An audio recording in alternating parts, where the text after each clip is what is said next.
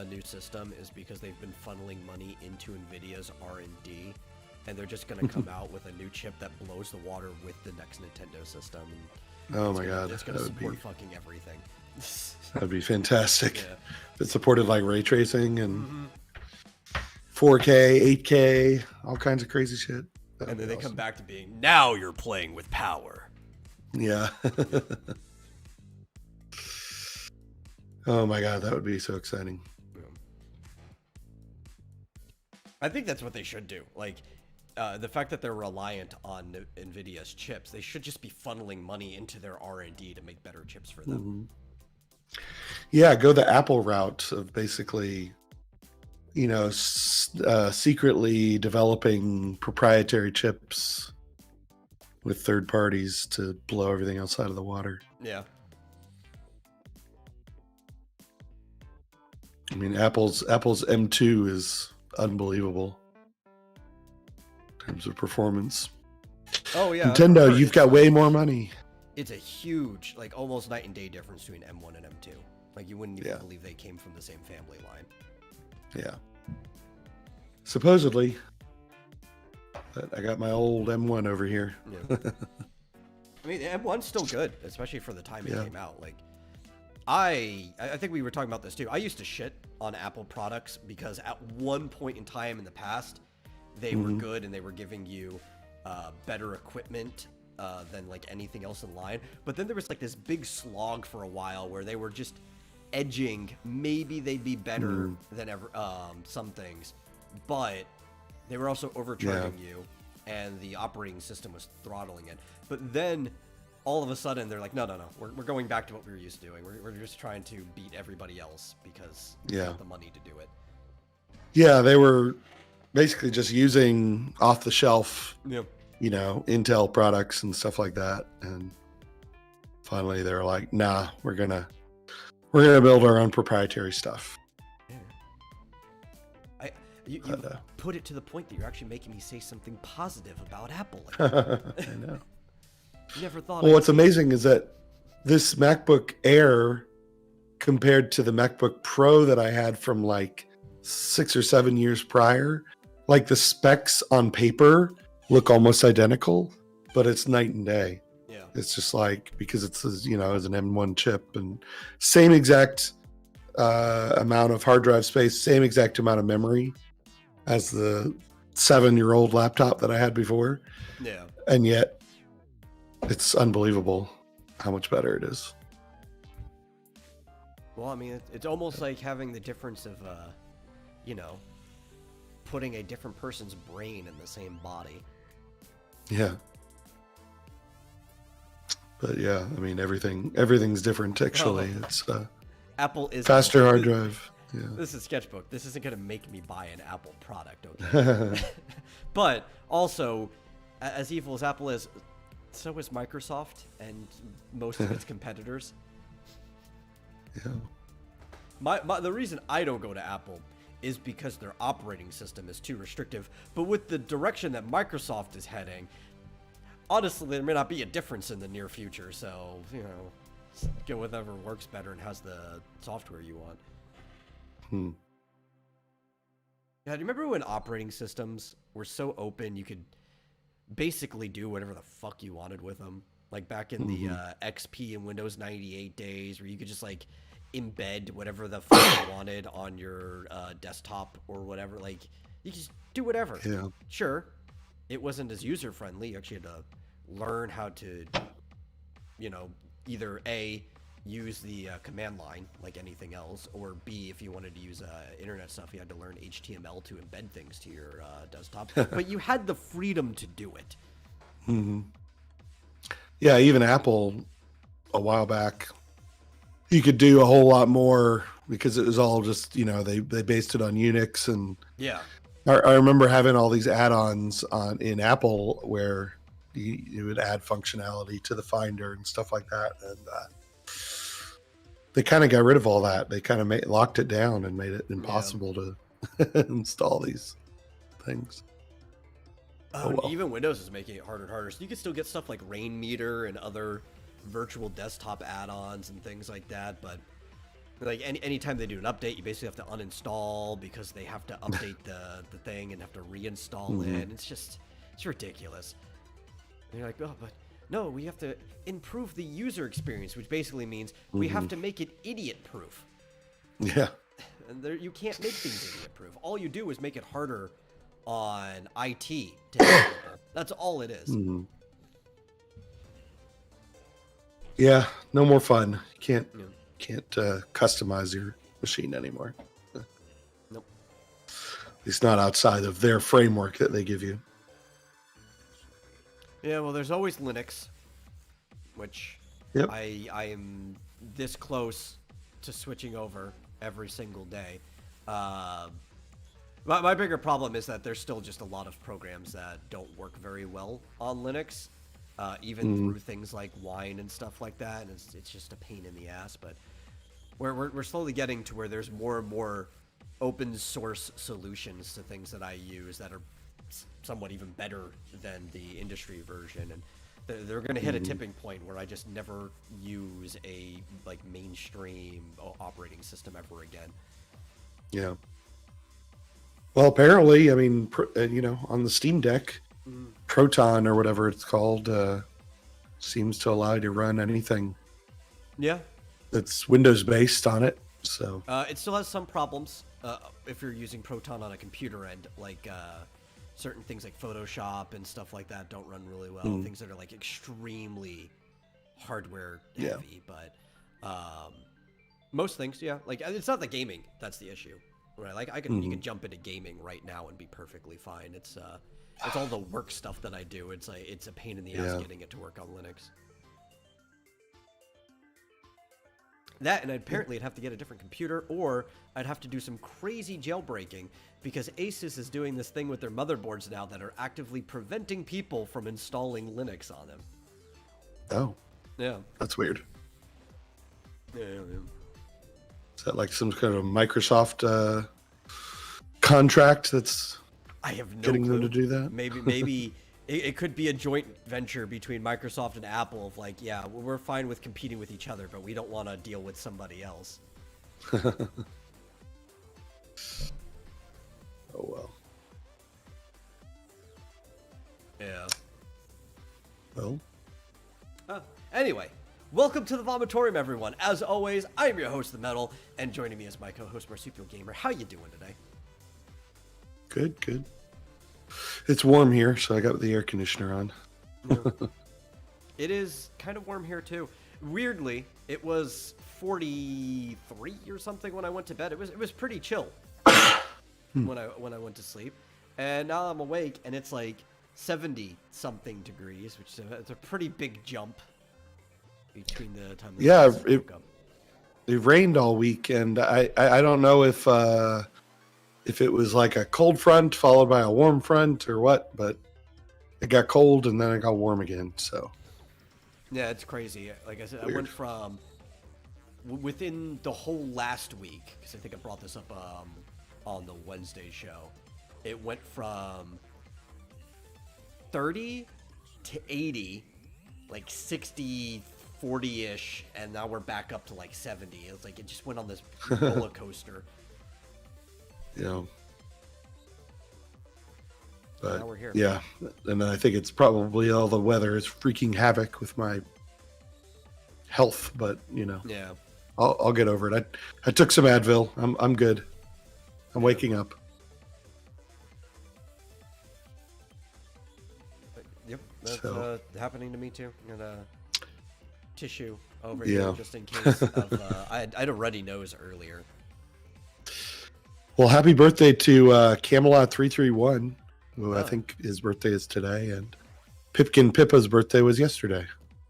Oh yeah, that's the info box on here so that I put Billboard Bunny. So interesting thing, little news. Yeah. Apparently, some people in Pippa's audience decided they were gonna have a GoFundMe to raise money for a billboard to put up in Tennessee, and it funded, and they put it up, and people thought it was like Photoshop at first, because the first image that was put up was the mock-up, because these billboard companies do like a Photoshop mock-up to show you what your billboard would look like.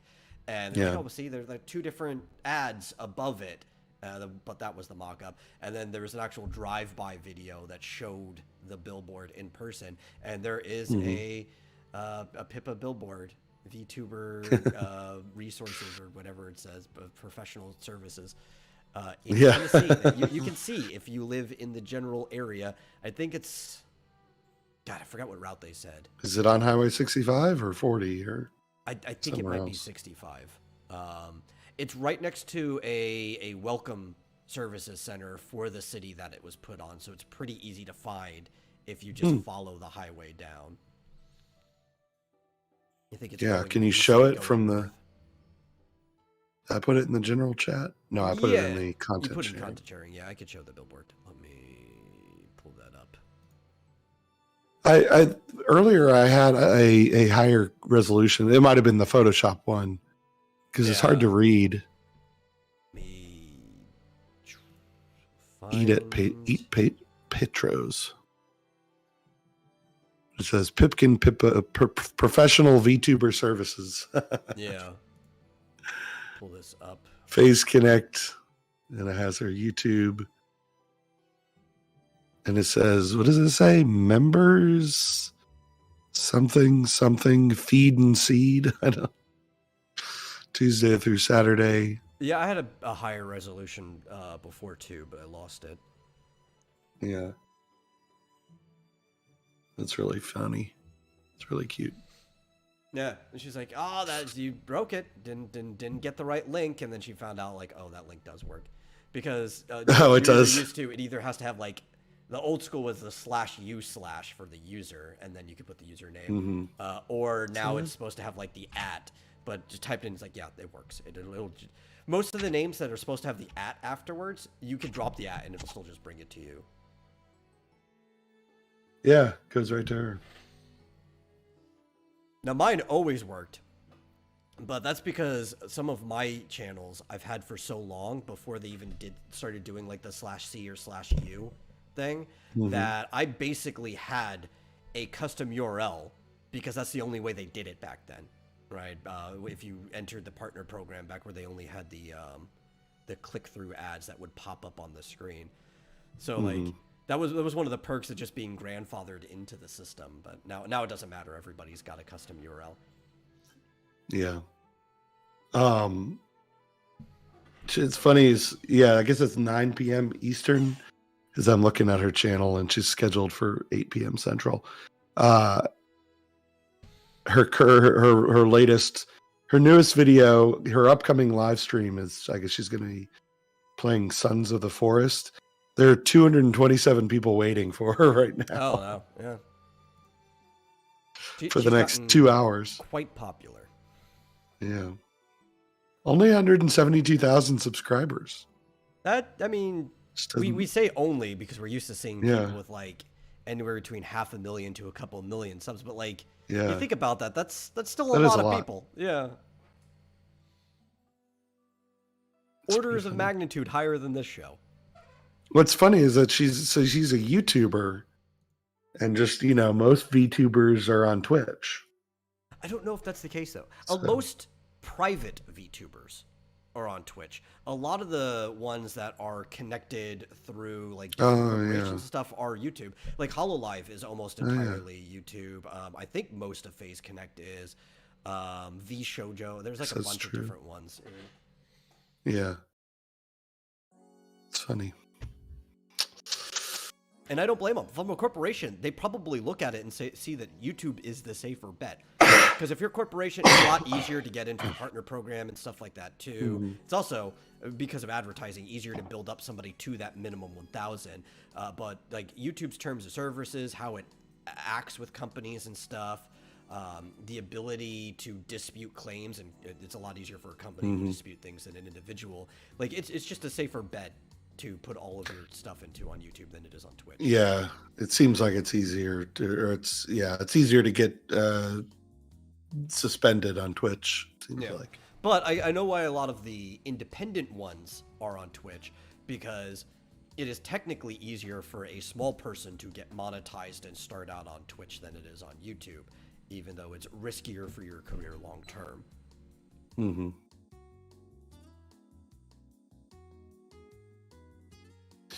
Well, yeah, she is. Like you said, she doesn't go below 90%. I think Yeah, yeah. As I in was saying terms of before we went live, craziness. some people go from 0 to 100. She's almost always at 100, and I don't know if she has anything below 90. But Yeah, yeah. I was watching some clips yesterday of her. Oh, somebody also like did a stop motion like claymation, like movie trailer of her. Did you see that? no, I did not. Oh yeah, yeah, for her birthday. She There's has a lot of people doing stuff for her birthday. I kept seeing it in Yeah. my Twitter feed. Yeah. yeah. All I Pretty know funny. is like it was the one time she couldn't do one of her back and forth bits, where usually somebody because like when people do supporter like super chats and donations stuff, people will be like, "Here, happy birthday," almost jokingly, like because you give people gifts on their birthday, and she'll yell like, "It's not my birthday," but you Yeah. can't do that when it actually is. So. Yeah, yeah. Yeah, did I download that? But yeah, It was a very funny video that I'll have to post in content sharing later. also, hey Rick, yeah, we did see you earlier. Congratulating us on our 100 subs. You're a little late on that, but it is still cool that we passed 100 subs on here. Though I think we went up to like 102 and then back down to like 100, but we're still at 100 for now, till we bleed out more people. Hmm. Speaking of early on, if you like the show, please share it out with other people. Force them to watch it against their will. I guarantee you, eventually, they will enjoy themselves. They might have to grow to like this acquired taste through means of torture, but they will, in a form of Stockholm Syndrome, enjoy themselves. Yeah. It's funny. I keep seeing sorry to go off topic. I keep seeing people saying, "Oh, Metroid Fusion is on Switch. Metroid Fusion is on Switch," and I'm like, "No, it's not. Not until Wednesday." Yeah, that was actually one of the things I pulled up, is that it's going to be on the Switch, but Yeah. it's not yet. Yeah. I keep seeing articles like, "Oh, it's on Switch." I'm like, "No, it's not. No, March Damn 9th. it, it's not on Switch yet." What did I play? I know I played that on stream. Did I play it you with an emulate emulator? it? I'm pretty sure you had to. Probably. Yeah, I Can't guess think so. of any other way you could play it. Maybe Even though- there were Game Boy Advance games on the Virtual Console, but I doubt you had it on the Wii U Virtual Console. No, I think I must have emulated it, even though I Yeah. own it. Well, now I think, or is it Game Boy Advance games or just Game Boy games? You have that one drive. I think that might just be regular Game Boy games. Does it play Advance? What, this? Yeah. The GB operator? It plays Game Boy Advance. Oh, okay, as so well. now you'll be emulating it, but you'll be emulating it off of the actual cartridge and not a ROM, which means you'll be legally emulating it. I could if I wanted to play it again. I don't think I want to. Or if you find any other. Because I just recently did. You want to play, but yeah. Yeah, I don't understand how this thing works, because like you can plug in a regular Game Boy game as well as a Game Boy Advance. Well, it probably just is built off of the Game Boy Advance driver because they could play regular Game Boy games. Yeah, I guess. Yeah. But I mean, Well, how does hey, the Rick. physical connector work? Is the physical connector the same? Yeah. I guess. Oh, okay. The only difference between the two of them is that the Game Boy Advance games, if you look closely at that cartridge, had a little corner, kind of like a space missing at the bottom of it that the Game Boy games didn't. And that made no difference for playing things on the Game Boy Advance, but it did make a difference for playing things on the DS at the bottom because you couldn't even put regular Game Boy games into it. They made it to where it was only Advance because they didn't want to, even though I guess you could have just used the Advance as drivers for that. They didn't want to make the limited operating system of the DS have to be able to emulate original Game Boy games. There was just too much. Yeah, I guess. Well, yeah, because I remember playing it before I played Dread on Yeah. stream, but I must have played it. Oh, yeah, I did. I used an emulator. I remember. What did I use? Whatever it's called. Visual Boy Advance. Oh, that's the one I usually use. Which I was surprised by. Recently, they were, I think we talked about this, where they were comparing emulators, and the one that was used on the Switch, or is used on the Switch, is basically like the best one. Yeah. As far as accuracy, and apparently Visual Boy Advance is one of the worst. It's one of the oldest ones, though, so it's expected It works. to be one of the worst, right? They've been updating it as best they can, but that was like when people were first figuring out how to emulate the Game Boy Advance. People have just made better ones since then. Yeah, I've never had a problem with it. So I remember way back, I think it was 2011 or 12, might have been 12. I had recorded like 4 hours of gameplay on Visual Boy with Final Fantasy VI, and I was going to go put it up like gameplay and commentary. But exactly at that point, though, I had issues with audio drivers, and those 4 hours plus like I think upwards of 10 hours of other various games, all the audio in the files got corrupted post-recording, and I basically just had to delete them all, fix the audio driver problem, and start from scratch. I'm like, man. And then that means I have to restart 6. I don't want to restart 6. Well, if you had like some sort of editing program, you could have taken the audio out and just added new audio in. No. I'm not doing that for 4 hours of gameplay of just the one game, let alone everything else. Because then I'm gonna have to sync the background music, because one of the key things, especially for Final Fantasy, but in video games, is the background music. It's part of what makes levels and stuff for the game. And RPGs, horrible, because you're constantly going between overworld to battle music to a victory theme back to overworld. You also wouldn't get any of the sounds of like the menuing or the spell effects. I mean, like, that's just lost. But then I'll have no idea what I said during that time either. And I'm just like BSing new commentary on top of this. Like, nah, not worth it. Not for 4 hours of gameplay. If it was a single episode, maybe, but. Well, you speed it up then. No, make it down into 10 minutes. Scrapped. All just scrapped. We're not going any. No. Dead in the trash.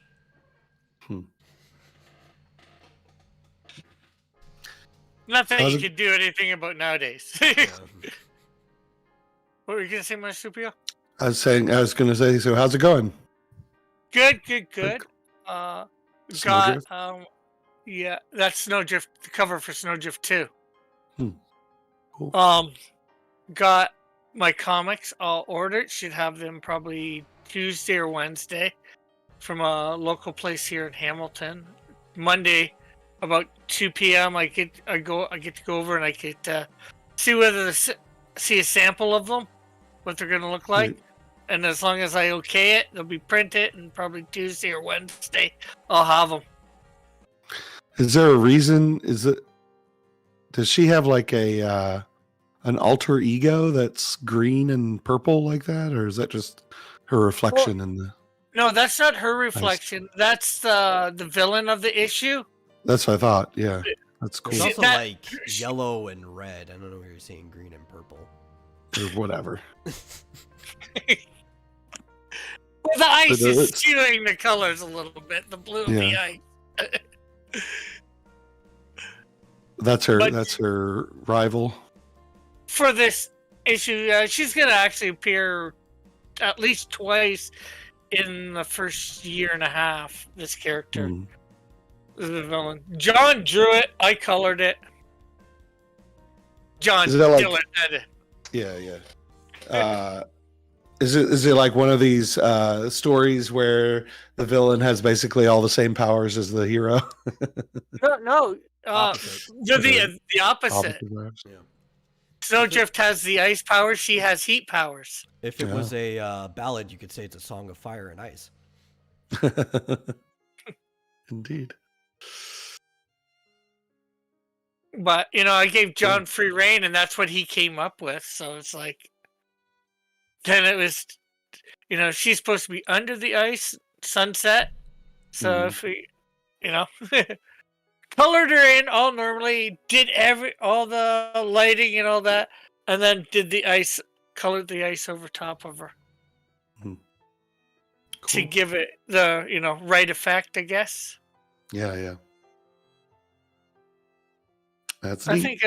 think it looks pretty good, the cover. I like it. What else is new? Oh, there's lots of new things. I just didn't want to cut off Rick while he was talking about his comic, which is it still in demand, or what It's in demand. It is still in demand. I'm probably, if I get them Tuesday on my show, after probably doing a little thing with Herman Hunter, he's going to come on Tuesday, talk about his new book. Jeff Potts. Yeah. I'll probably close it out on stream. So, if you haven't gotten it yet, people, make sure you go and get it now, because your time is running out. What about Doc Blaylock's new comic? Pariah, Nothing. Blood and Mud. Yeah. It looks decent. He's at $1,000 of his $2,500 goal. I have no idea what this is. I might end up getting it. It's being published by Dark Gift Comics. Do I know Dark Gift Comics? Do you know Dark Gift? Oh my god! How do you not know Dark Gift? You call yourself a comic skater? Not normally. No, he doesn't. No, you don't. There you go. That's the problem. I know of Dark Gift. I haven't watched him a lot. I mean, the name sounds familiar, but I can't place it. Does Dark Grift mean anything to you? No, but that's because people throw the word grift around so much that it's meaningless. Yeah. Yeah. Yeah, I know. That's his nickname. It's a tongue in cheek, joke. I mean, it sounds like somebody I've probably had like minor interactions with here and there. I just don't remember. I interact with too many people. That's the problem with Comicsgate, is that there's just like, or it was the same problem with Gamersgate. There's just so many people involved in it that you can't keep track of everyone on the minor levels. Only the big names that you ever remember, like the really, really, really big ones. The ones that you get closer to. Yeah. Like me and Marsupial. Well, they had a launch this week. I think it was on. Is it yesterday or Thursday? I don't know. It's the last couple. I think it might have been yesterday. Yeah, I think it was yesterday. They were just on Devil Flyers. Well, he was just on Devil Flyers channel for a while, doing some campaigning there. Yeah. I might end up trying to get him on a Tuesday. Mm-hmm. Mm-hmm. Well, anyway, gosh, it's just like be able to let people buy a comic soon too. Because I usually do print on demand of this, like my comics and stuff after I'm done with them on Indie Planet, and I was supposed to have put out the print version of Realms and Relic like, I don't know, a year and a half ago or something like that. But just so many problems happened, and I needed 2 filler pages of extra stuff that didn't get finished until this month. And I'm finally getting that set up. I'm just waiting on the proof copy to show up. The copy shows up. Anybody who wants a copy of The Flower of Anheimer can go and order it to their heart's content. Cool. Doesn't expect me to know Dark Gift, but I know of him. I know a little bit more about him than Medov. Even went to a couple of his streams. I can't I stayed a long time, but Sketchbook. I believe you said John Dillard did the cover for Snowdrift. Yeah. Right. Well, and John drew it, and I colored it. Yeah. There you go. Yeah, and how? Yeah. How is that #1 cover coming for Canadian Shield sketchbook? Yeah, because I was getting sketchbook to do the remastered cover for Canadian Shield 1. This also Cool. looks good. Oh, thanks. And I guess John as well. Yeah. So, I mean, to correct you, Sketchbook, the Cult of Raven isn't a branch unto our own.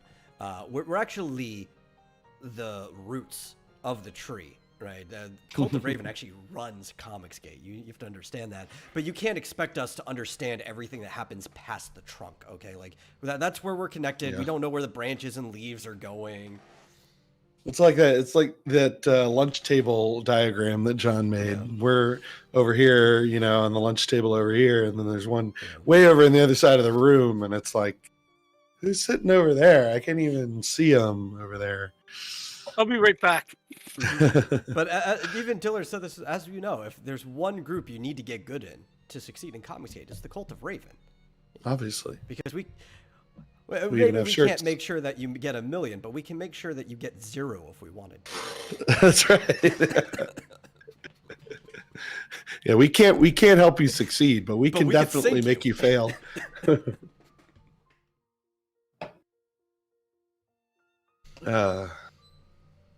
We're kind of like the mob Yeah. of CG, you know. Yeah, it'd be a shame if this comic book failed. Yeah. Pay your protection money, yeah. Remember Tales from Beyond the Gate? Oh, yeah. Yeah. You don't remember that, do you?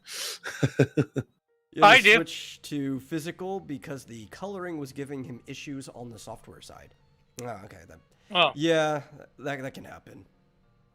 I do all my coloring through software, so like I can relate. I would prefer to color it physically, but God, the type of scanners you have to pay for to pick up colors physically in some ways, just it's not worth the money. It really isn't. Mhm. Well, not when you could just color digitally. You know, I've hardly even looked in the Cult of Raven Discord lately. Oh, I check there all the time, especially for Man, those nice. those daily Raven picks Yeah, that Joshua posts. very nice. what happened to the book? It didn't get funded, so nothing came of it. Yeah. Yeah. It was on Kickstarter, right? So since they didn't fund, they didn't get anything. No, it was Was it was on Indiegogo as far as I know. Oh, was it? Yeah, but I It think you just- still I did it don't the think same you way. Because on Indiegogo, you could pick whether it's the all or nothing or not. Yeah. So Kickstarter, you only have the one option, but Indiegogo lets you choose which of the two you want. Indeed. But Oh, see, there's the The real cult- star right there. The giant Canadian shield cutout. well, the Cult of Raven did inspire me to draw a character for my comics. I don't know when he will appear. The Raven, Yeah. Hmm. Hey. and he's gonna have a whole cult behind him There we go. with the various names.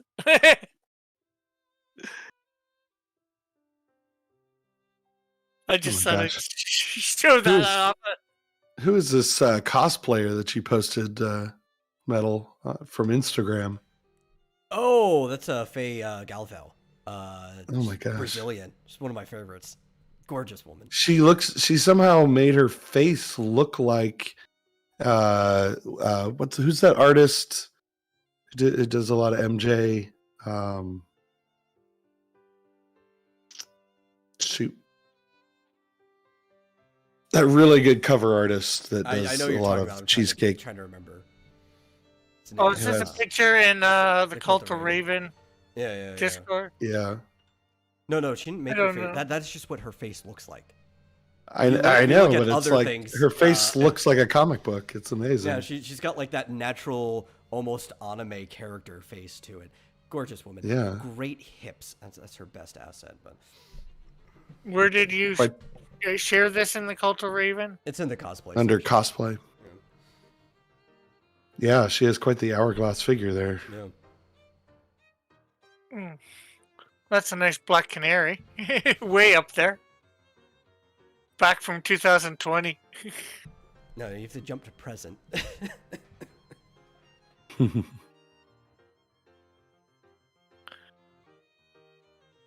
Yeah, that's not a bad Raven. Speaking of Cult of Raven, hey Joshua. J. Scott Campbell. That's what I was trying to think of. She has a very J. Scott Campbell face. Yeah. Well, maybe that's also because that's the type of women that J. Scott Campbell knew, so he just based all the faces off of that. Yeah, like her nose is like perfect. It's that perfect button nose. Yeah. It's amazing. Check out if you've been invited, check out the Cult of Raven Discord for more. And yes, Joshua. Joshua. So it's not enough to rip off Marvel and DC. You have to rip off the Cult of Raven too, Rick. Yeah. Hey, I'm honoring you guys. Wow. She's got the body proportions, the model I use for when I draw more realistic versions of Mitch and Sandy. Well, Yeah, she's a little thick in the thighs, but not in a bad way. No. Definitely in a good way. It's got those Hartman hips. Yeah. Yeah. But also, like, I believe the Cult of Raven Discord, at least, it's like a semi-private, semi-public, right? Like, you have to be invited, but there's like an initiate and like non-member status. Rick has been permanently in the initiate status.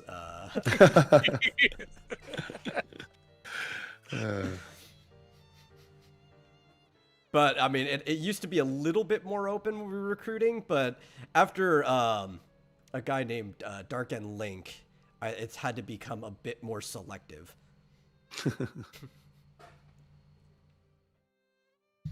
Indeed. Sketchbook, it's all right. We both can have a character called Raven. Mine's probably going to be more of a. I said villain, but I'll probably make him an anti-hero because the Cult of Raven are good people for the most part. For the most part. No, we're just, we're like the mob. We're good people for the most part. Yeah. And I don't know when mine will appear in my comics, I just developed the leader.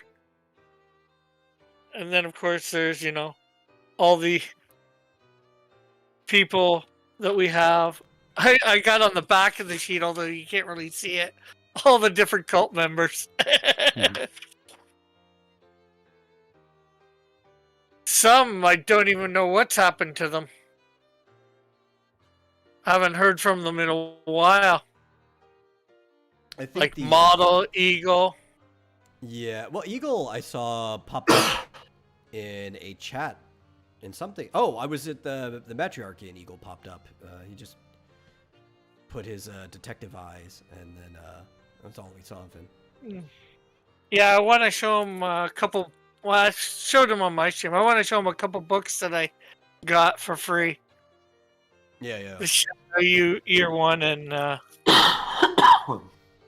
Doc Savage.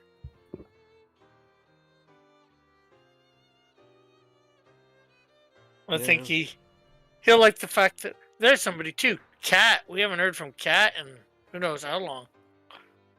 Yeah, well, some people are former members. It's drama we won't go into, but yeah. The Cult of Raven's not as big and expansive as it used to. It's a tighter knit group these days. Yeah. Well, technically John owns it too, so. No, he only owns the name. That's all Joshua told him. The name of the Cult of Raven for $1.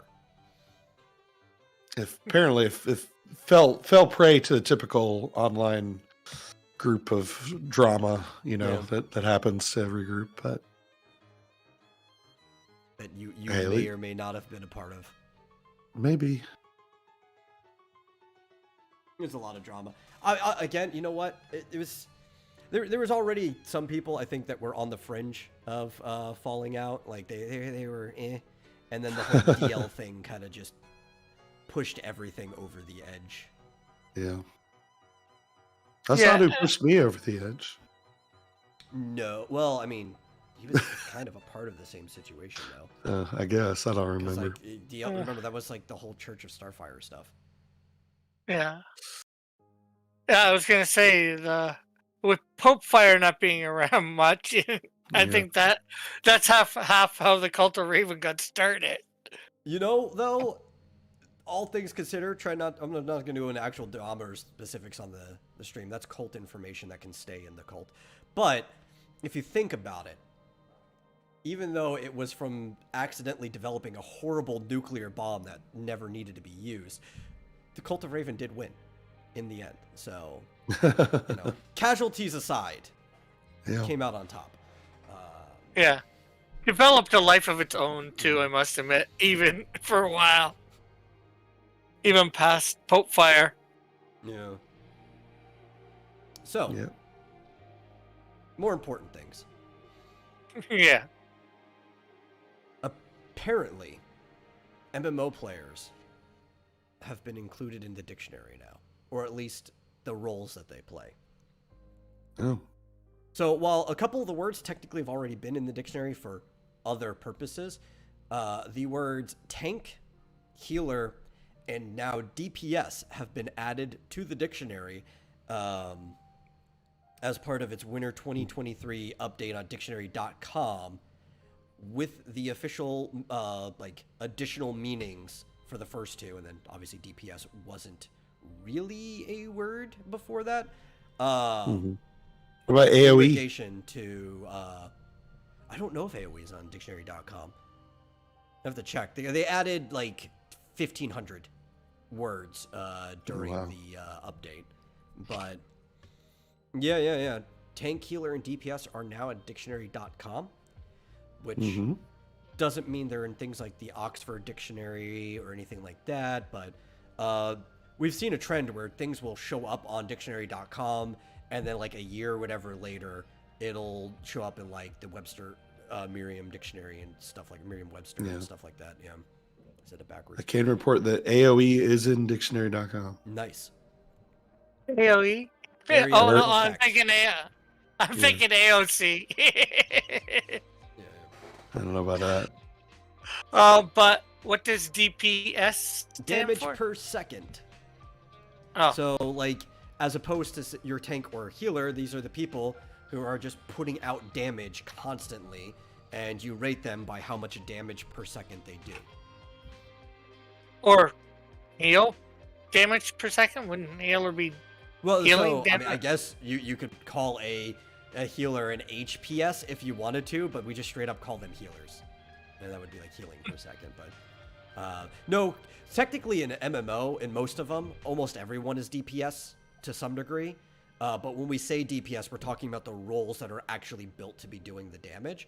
Because in most games, especially if you're playing ones that have been modernized like Final Fantasy XIV, you are still expected to be doing a bare minimum amount of damage when you're tanking and healing in between doing your other stuff. Which I kind of miss older games where it's like, no, we just want the healer to heal. If you're doing damage, we're going to flame you. Yep, there it is. Tank in a video game. Category of job classes in a role-playing game best suited to withstand large amounts of damage from an enemy. Yep. Which is usually the role I play in most games, because I'm usually the tank. I wouldn't even say it's my favorite role to play, but I think tank is the most important role in any party. And I think most people suck at playing tank, so I kind of like am forced to play it because it's the most important role. But I would prefer to play a damaging utility class, which is more similar to like what you see as the red mage in Final Fantasy. I don't always have the privilege of being able to do that. This is why I don't play MMOs very much, because I just feel like there's too much pressure to No, you can just be a healer. It's easy. To not let your team down. Yeah, but what if you don't heal properly? And No, it's easy, right? You just play Final Fantasy 14, you pick Scholar, you put your dot on the enemy, and then you just put your AoE healing skill going off all the time. You're fine. You don't have to worry about it. very good. Yeah. I probably suck at being a tank, but almost always when I'm in one of those types of games, I'm just always going directly in to do the hits and all that. Yeah. For the longest time, I didn't understand that there was a difference between tank and DPS. I always assumed that if you're a tank, that you're obviously doing the most damage, but not necessarily. No. No, you're just taking the most damage Yeah, or trying to. I guess that means you have the most defense. Now, there are games where obviously they have balancing issues and the tanks end up doing the most damage, and that's usually not a very good game. Because it's like, why would I play with a team if I can do the most damage and take the most damage? At best, I'll just duo with somebody and have a pocket healer, be like the heavy in Team Fortress that have like a medic following them behind. But and then the question is, how do you hold aggro if you're not doing the most damage? Usually they go after the tanks enemy in that's most doing games the most damage. have some type of thing that increases the aggro towards them, right? So in Warcraft, I believe they actually use the word aggression or aggro for short.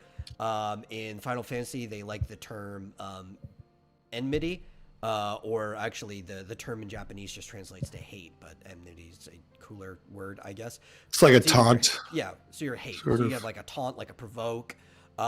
In 14 specifically, you have tank stance, which while your tank stance is on, greatly increases your aggro. The reason you would turn it off is if you're doing like a raid where you have more than one tank, so you do like tank swaps and stuff like that. Mhm. Yeah. But what was I getting at? Oh, the important part is that in older games, tank really wasn't a stiff role, right? Like even if we go to Final Fantasy 11, which predates World of Warcraft by a couple of years, but I mean, World of Warcraft was kind of the same. There were like bruisers and stuff. They didn't have everything neatly into DPS, burst damage, tanks and stuff like that. It kind of depended on like what skills you got, how you spec'd your character. The only one that was like really sure is like you could tell the difference between a healer and everyone else. Rangers were very much supposed to be DPS. They were supposed to just be like shooting all the time. But then you have like, well, what's the difference between like the warrior and the paladin and the shaman and stuff like that? And a warrior fighter class in World of Warcraft was supposed to be DPS, but you could kind of build it bruisery, tanky. And then shaman is like a tank, but it wasn't like paladin, because paladin's like a DPS tank. Where you actually could play it as either a healer or a DPS or a tank. But like the shaman is like, or druid or whatever, is like a burst tank. So it tanks, but it does like big burst damage. And it was kind of all over the place. Modern World of Warcraft, the roles are very much finer than they used to be. You kind of just have that clear distinction, similar to like my modern Final Fantasy and a bunch of MMOs. Yeah. But things used to be very blurry back in the day. And I kind of liked it better then.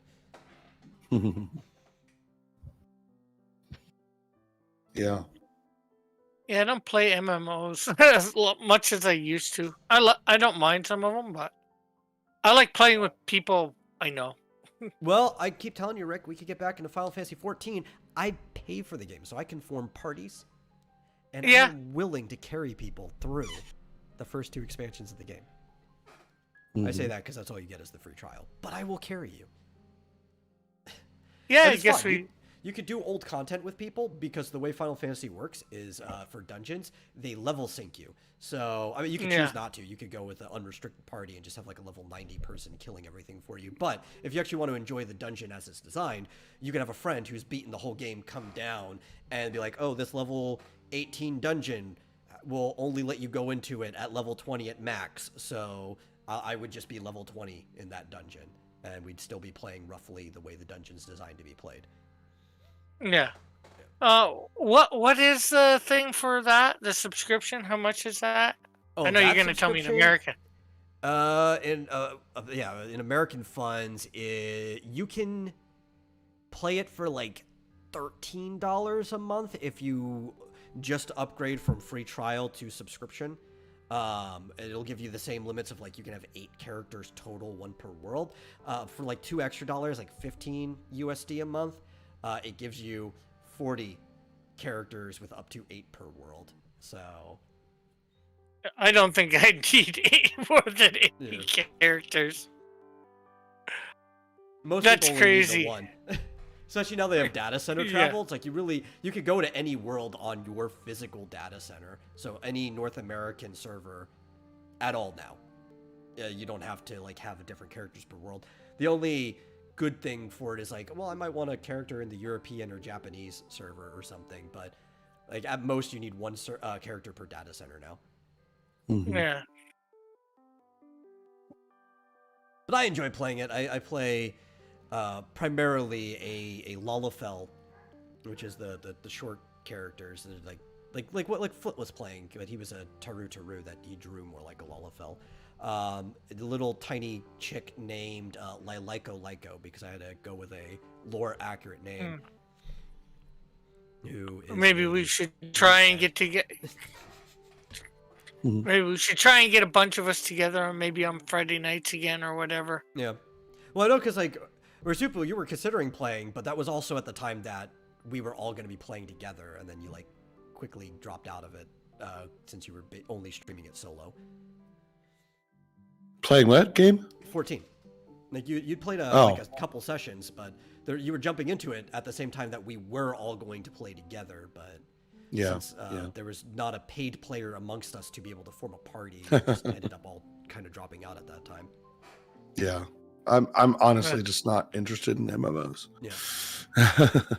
Well, I'm saying you play it with a group of people you know. It's a good way to experience the Final Fantasy XIV story. I don't really care. That's okay. Eventually, the way that Yoshi P's running it, and actually, you could kind of do this in 14. 14 is becoming more and more a single-player game. Hmm. Right?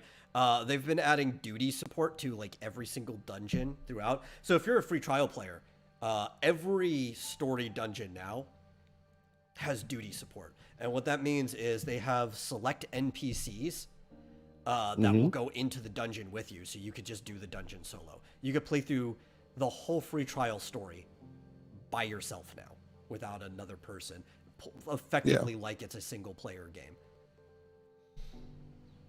And so if we're looking at that, it looks like what they're preparing is for a Dragon Quest X offline situation, where there will be an offline version of 14 that people can play for the story.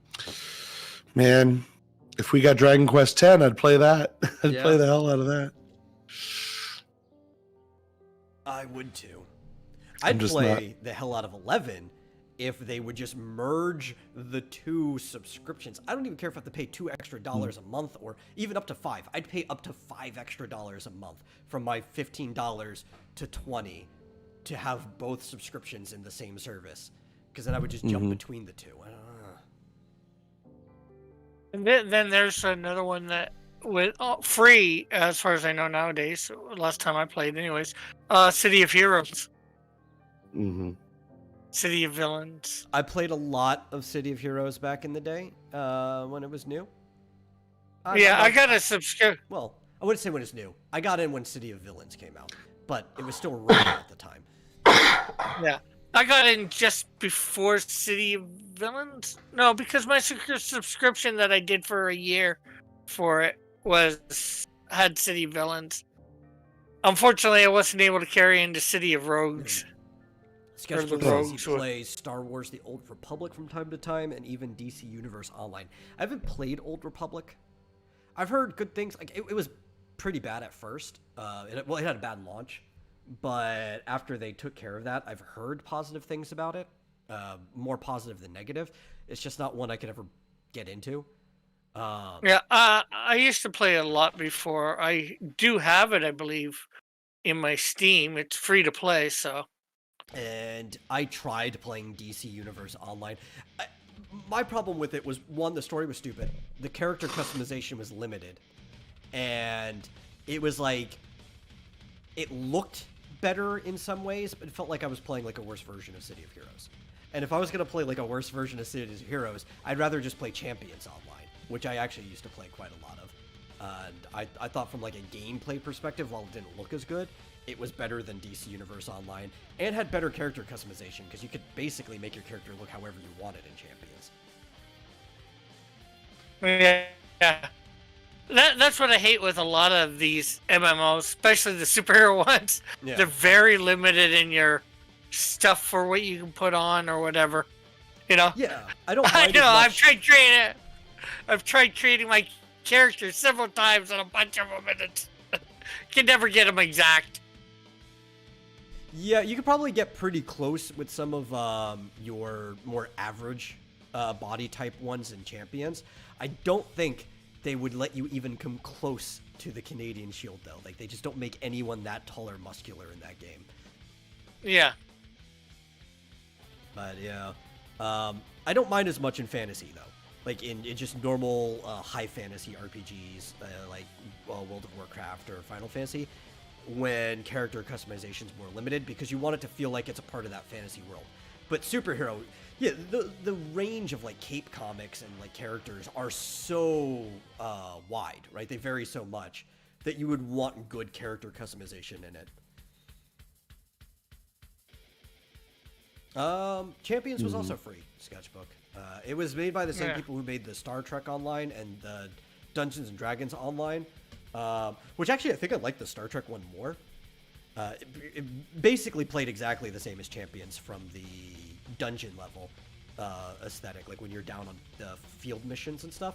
But it had this nice kind of like dogfighting space combat because you had a ship and everything in that one too. Yeah, I've played Star Trek Online. In fact, I got it when you had to pay for it still. Yeah.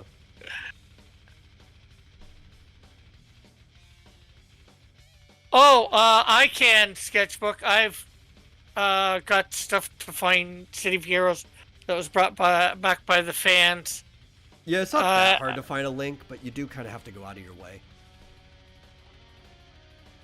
I found a video on YouTube about it. How to do it all.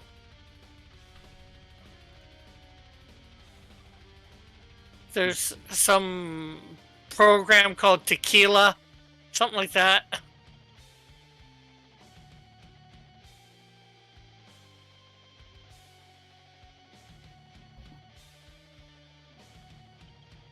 Okay, I do have other things we to got talk about. we got any other stories? yeah, I do. Here's a big thing that we were talking about, somewhat to do with the same conversation we were talking about before we started. Square Enix is changing directors, presidents again, because they can't seem to keep somebody in charge. The current president, Yosuke Matsuda, is stepping down and will be replaced by the current company director, who was in charge of like planning and stuff like that, Takashi Kiryu. And this will be official in June, so we're still gonna have Matsuda until then. But the 43rd annual shareholders meeting will happen in June, which is crazy. I don't remember which one's older. They're going off of the older of the two. But one of the two entities that makes up Square Enix is 43 years old this year. And I completely forgot what they did before video games that let them be 43 years old, because they weren't in on the earliest end of video Which games. There's some entity? video games. I think Enix might be older than Square. I'm not sure. It might be Squaresoft, because before video games, they were a general software company. It might be Square that's the older one. Because I know they didn't hop in video games the earliest, because you could be a 40-something-year-old video game company at this point. But Apparently Enix is 47 years old. 47? Why aren't they going by Enix's date then? 1975. It's older than me. Yeah. That's old. Not as old as me. Founded by a Japanese architect. Company initially published tabloids that advertised real estate. Wow. You see that a lot with really old Japanese companies. So like they go through different iterations. Yeah. Instead of dissolving the company, they just change what they do altogether. And that has a lot to do with like the still almost feudal but Japanese like family tradition. It's like it doesn't matter what the family does as long as we're still the family. So you kind of kept the name and just changed operations. They had a subsidiary specializing in real estate trading and brokerage. And then in 1982, I guess the main company changed its name to Enix. It was originally Eidansha Systems. Yeah. And I see where started, you get Enix from that, yeah.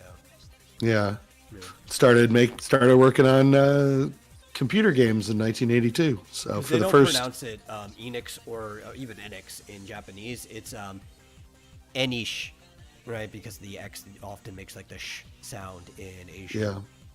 yeah, So different Asian languages and stuff. Even in Chinese, if you see an X, it's usually the sh sound. yeah, apparently. So for the first 7 years of the company, it was selling real estate catalogs and real estate, I guess. Yeah. Their first game was Love Match Tennis. I know Love Match Tennis. Wow, that is an old game. And another game, a puzzle game called Door Door. Yeah, Square's not doing so good now. SE, we call them Squeenix these days, but I can see why they're having their director, their president, step down and replace for their actual company director instead of the president. The only stuff that's doing well is Final Fantasy XIV. Some of their smaller games, and by smaller, like, so we see Octopath Traveler and games like that, are smaller games. They're much lower budget, but they yield more proportionately. They just still don't sell as much as the games that aren't making back as much as they'd like. So it's 14, some of their smaller games, and their phone games. And their phone games are actually pretty much carrying the company because their mobile games make more money than 14 does. And it's just not enough. That's why they were bleeding out subsidiaries. They were trying to focus more on Japanese-made things. But they're focusing more on Japanese-made things while also looking at a global audience. I kind of blame the ESG stuff for that. But they're not doing well. And we're also seeing that Sony is trying to buy them out. And they might even be wanting to take that deal because they're not doing as well as they had been. And I hope they don't. One of the things I think we're seeing, Yoshi P looks like he might be quote-unquote groomed or moved into the position of the department director, department head of all of Final Fantasy, which I would like if that happened. He very much cares about like keeping the games feeling Japanese and like they had been and stuff like that. But 16 actually doesn't already look like it's going to do well. There's some hype around it, but a lot of people look like, oh, hey, it's a Devil May Cry game, right? Which there's a lot of people who like those type of games, but it's not necessarily what they want to see from Final Fantasy, especially when a lot of the people they've brought in are Final Fantasy 14 players. And like, well, this looks way more active than what I'm used to in 14, and there's a lot of stuff that doesn't feel like 14. So I feel like there's some disconnect there.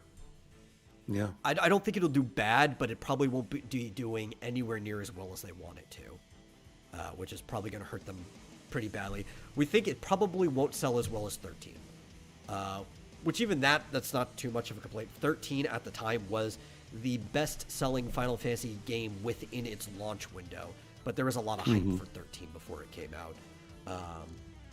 It hasn't even climbed into the top 10 through its lifetime, but it was the best in the launch window.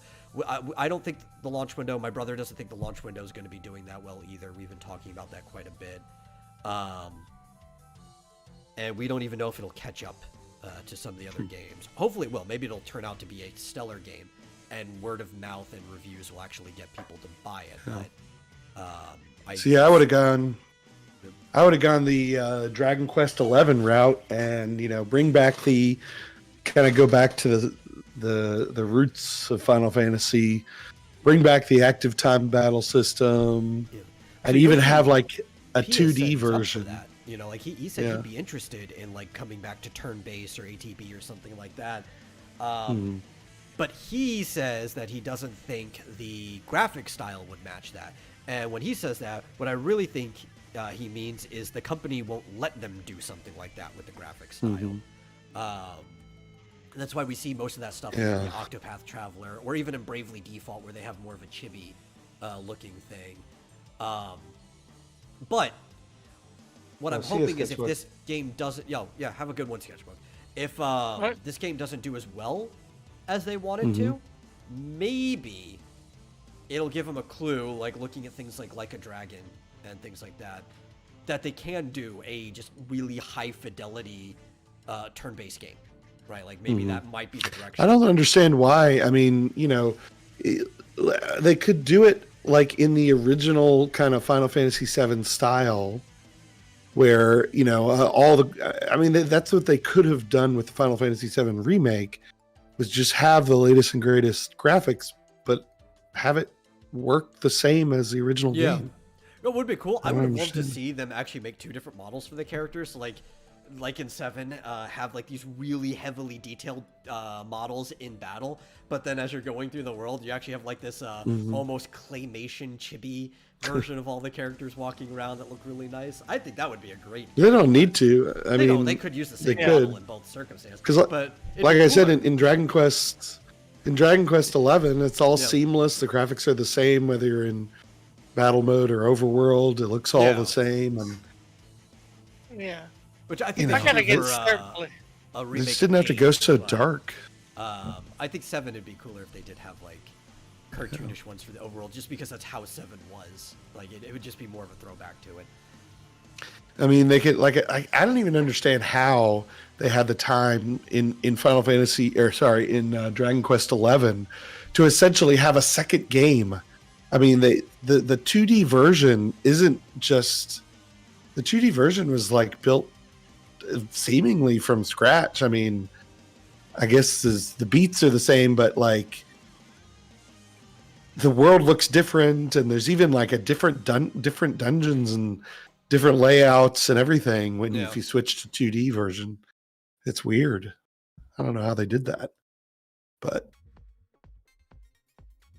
yeah, they need to do a 7 and 8 demake. 7, 8, and 9. I agree. Demake? Actually, they need to do a demake of everything after 6. Yeah, Yeah. they need to do 7, 8, and 9 in the 2D, 3D style. That would be fantastic. But I guess we'll see how they do with Dragon Quest 12 as well. I don't know.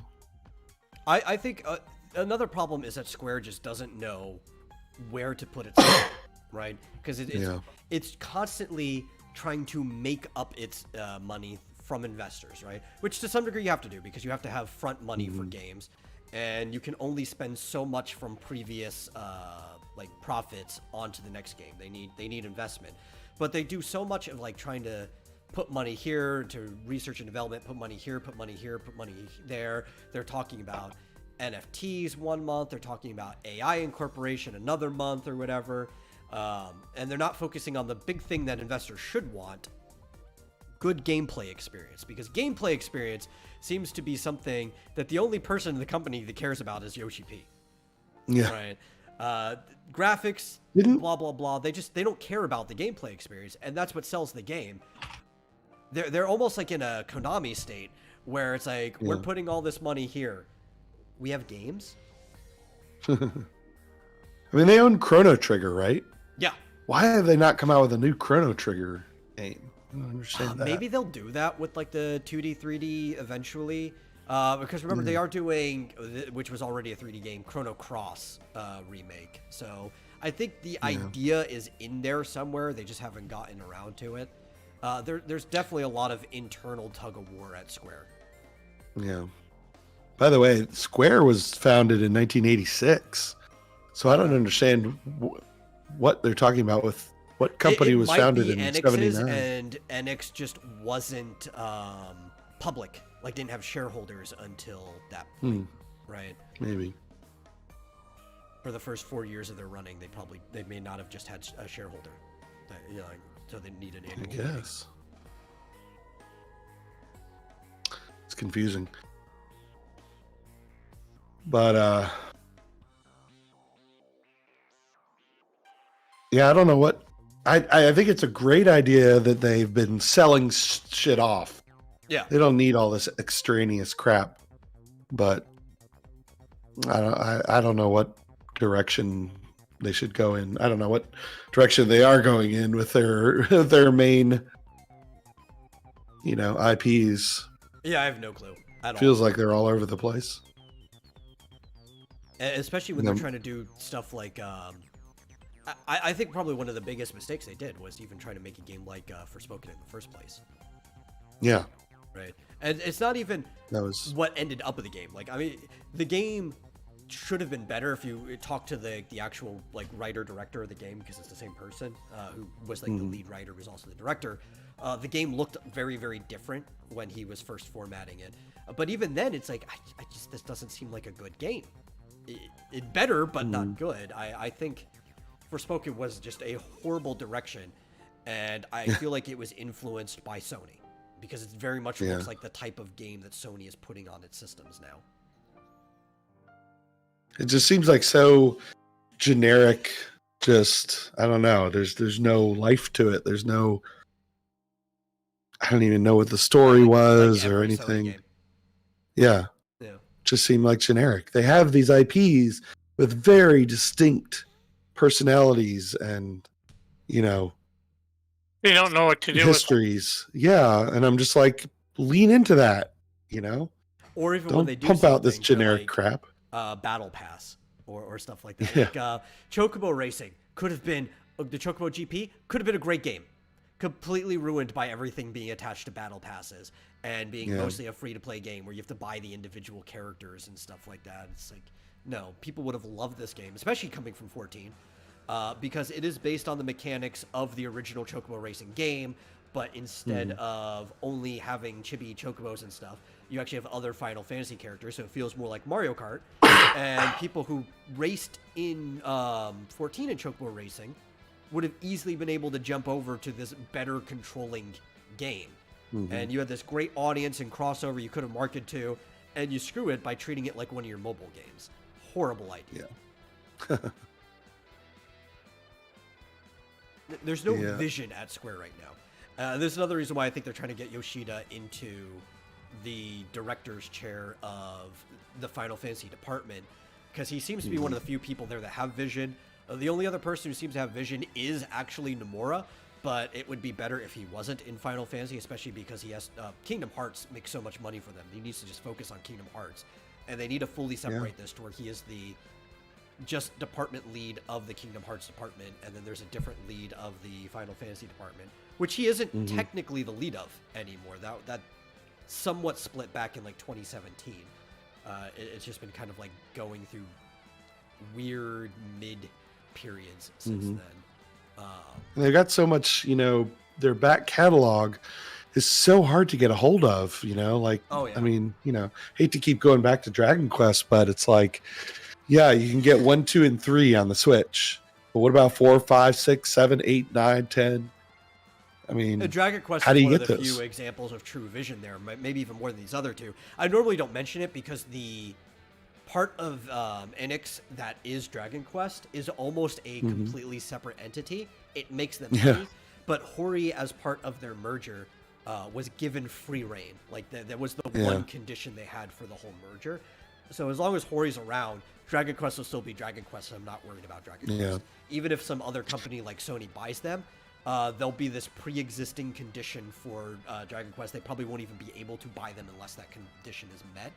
So we're fine with Dragon Quest as long as Hori's still around. Yeah, but they need to capitalize on it. They've got this huge catalog that they're not selling because you can't find them anywhere. And, I mean, they almost don't even need to be remade. They just need to be ported to the Switch or something. I agree. You just can't find them. A lot of them are so easy to port too. Like, I Mhm. think, and obviously Nintendo would be paying for it, and I think it would be a very good deal for the license. Is they should just talk to Square and like, hey, obviously your company needs a bit more money. Make a contract with us. Let's get all of those good old RPGs onto the NES and SNES Switch Online library. Yeah. Well, yeah.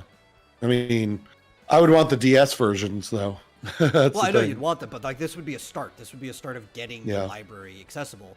People could play the original Dragon Quest all the way through 4, and then we could get like the remake versions too, and on the SNES and everything. Like, I mean, people could start out, which would be a great way of selling further Dragon Quest stuff to people who haven't jumped into the franchise yet, because a lot of people want to start from the beginning, even though you don't necessarily have to. They just want to. It's actually the hardest part selling people in Final Fantasy. Is like, yeah, but there's like 16 Final Fantasies coming out now. Like, I have to play all of them. It's like, no, actually, almost none of them are connected to each other. But it's hard to. Nobody makes that clear in marketing, and it's hard to tell people that, and get them to jump in. Yeah, Dragon Quest is a bit more connected. At least Usually 4, 5, and within 6 go trilogies, together. They usually do it in like a trilogy format. Yeah. But the first trilogy is the easiest. Like, you could knock that out. But that's already available. Yeah, it is. The first trilogy you can get on the Switch now. Yes, you can. The remakes, but I still they're think available. it'd be wise for them to strike a deal to put the ROMs for the originals in there too. Just because the difference is you'd have to buy the remakes, right? While if you go and have the ROMs, and a lot of people already have the Switch Online, and it would be part of the basic package because the NES and SNES come in the basic package, not the extended. It's just that the original versions are a little harder to get into. They are. Because the remakes, they really made them a lot easier, a lot less grindy. I mean... But that's also why I think they should... There were already some remakes on the SNES, so you can put that on there too, and people could try out those versions. They obviously they get better the more and more they remake them to some degree. But I think even the SNES versions are playable enough to get people into the series. Yeah, they've got the whole back catalog. I mean, and people can really get into 7 and 8 and 9. They're all very, they're 3D. They're very similar style to 11. Well, and I also they're think incredibly difficult to get a hold of. The Square half, right? There are plenty, especially on the SNES. There are plenty of like Final Fantasy and other RPGs, Chrono Trigger, that would be great to just be on there to get people interested in things. And it'd be like, well, these are valuable games. Nintendo's got the money, and they know that having those games on there would help them. It'd be an easy deal for them to strike. Yeah. You would think. Yeah, especially if it gets people coming on their platform to play. And, just digitally, what's it cost them? A little drive space? For the online, it actually takes almost no drive space. Yeah, well, that's what I said, a little drive space. Like, you don't even really notice the updates when they happen to the Switch Online.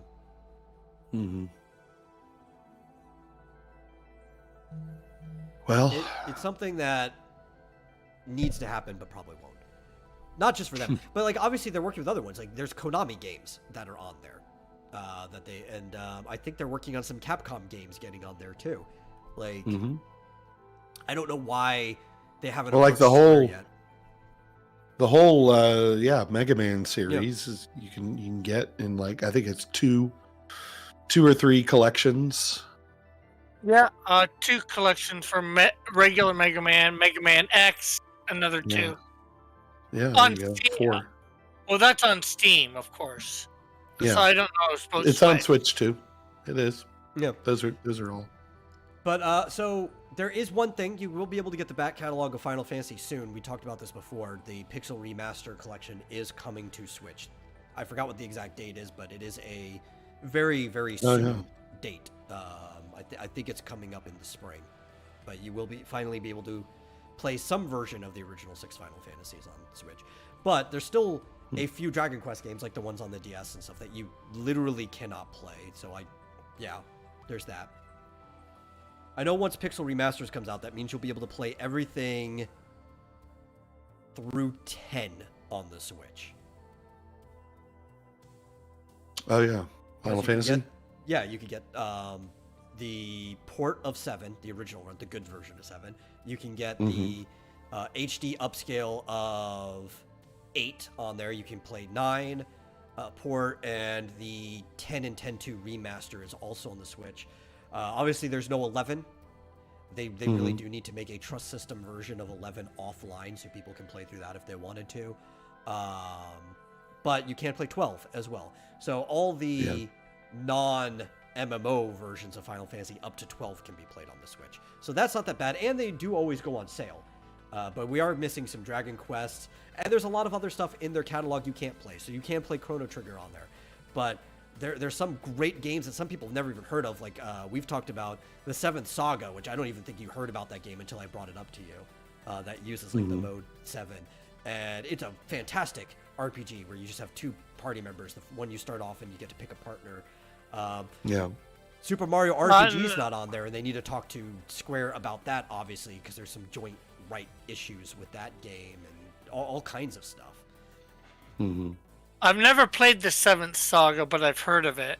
It is a great, underrated game. More people should play it, but you have to emulate it to play it. It's not anywhere. Yeah. Oh, I got emulators. I just gotta. I had a problem with playing number 2 somehow. I think on the PS, original PS, the ones that you gave me, and I ended up stopping. I gotta get back on. Yeah. Try and get back on that. That was on my other computer. Maybe I can redo it all. Maybe. I was also playing Dragon Quest on that too. So the first one, just too much grinding. Yeah. That's why I'm telling you, the remakes are better. Pardon? The remakes are better. What system are the remakes on? Or They're on the Switch. oh, okay. I haven't got a Switch yet. I refuse to say that the remake to 2 is better. I will say it's friendlier. If you want to use the word friendlier, I think there's a certain experience to playing. It was labeled Dragon Warrior 2 when I had it on the NES, but there's a charm and experience to it. But it's not friendly. I'll say that about the original versions. They are way less friendly than the remakes. Yeah. I know I played one of them. One of the ones that was on the NES. Probably 2 or 3. 2 is still my favorite. I think 4 is better, but 2 is my favorite. Cool.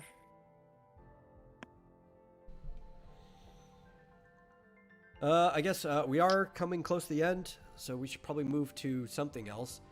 I was going to talk about Sony's, what's it called? Third-party exclusivity deals, but that would actually take way too long to dig into. So instead, I'm going to be somewhat depressed to let you know that the director for Detective Pikachu 2, or whatever the sequel is going to be, has been found. And the way that they keep talking about it is that it is going to be a sequel to Detective Pikachu. And I don't want a sequel to Detective Pikachu, not in a true form. I want some other Pokemon thing. It's still loose, though. We don't know. We really don't know. They're not calling it Detective Pikachu 2. It could still be something else. But they have found the director, and it is... Oh, I have the name somewhere. Jonathan Kreisel, or Kreisel, I don't know how you pronounce that name, is the director for it. Okay. Well, that makes sense. If it was successful, of course, Very that's the Hollywood successful. mindset. Is that okay? We better do a direct sequel. I just think a direct sequel would be the worst thing you could do for that. Because the problem is they jumped ahead, right? Because they told you the ending to Detective Pikachu that the game didn't do yet. yeah, there's going to be a Detective Pikachu game, but he's still Pikachu at the end of Detective Pikachu. They only hinted that it might be his dad by the time you get to the end of the game. So honestly, Really? the movie is spoilers. Hmm. And I don't know what you. I didn't know that the game followed the same. To the kind of, it is somewhat of a different plot. There's some other things. It's also more of a chapter-based thing with an overlying story. So it's kind of like Phoenix Wright, but there is like a big plot going on, and the big plot is closer to the one that's in the movie. But aside from that, like, they jumped ahead to the actual spoiler that was probably going to be in the sequel game. And it's like, well, I mean, Did they never make a sequel game? Detective Pikachu 2, I think, is still in production. We've talked about it a few times, but I don't think it's come out yet. It's been very When did the confusing original because they're working game? on the sequel to the game at the same time that they keep talking about a sequel to the movie. So when somebody brings up Detective Pikachu 2, you're like, the game or the movie? Yeah. I don't remember when the game came out. It was probably like 2017 or something like that. I don't Oh, think they should make a sequel to a game till they've made a sequel to the movie, unless they're never going to make a sequel to the movie. No, I mean the came out game. first. But yeah.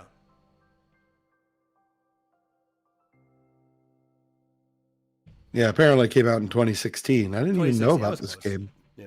Yeah. Yeah. For the 3DS? It's one of those kind of like detective-y games. It feels very much like somewhere between Detective Layton and Phoenix Wright. It's those type of games. Very Heck, I didn't even. very kid-friendly. Like, as an adult, you'd be bored with the game. It's charming, but like everything is simple. Any adult who plays a game could probably already piece two and two together that Pikachu is actually his dad trapped inside that body. But maybe kids didn't until the movie spoiled it for them. And I actually had no idea until just now that the movie followed the plot of the game. Ish. Roughly. It's not one-to-one. There's similarities between them. But the fact that it is a boy and a Pikachu, where the Pikachu might be his dad, spoiler that it is, that part is one-to-one. That was in the game. I didn't even realize there was a game. Yeah, I'm not sure that I did either. Well, I mean, we have talked about it several times. You probably just forget, but Yeah. we've talked about it several times whenever Detective Pikachu comes up.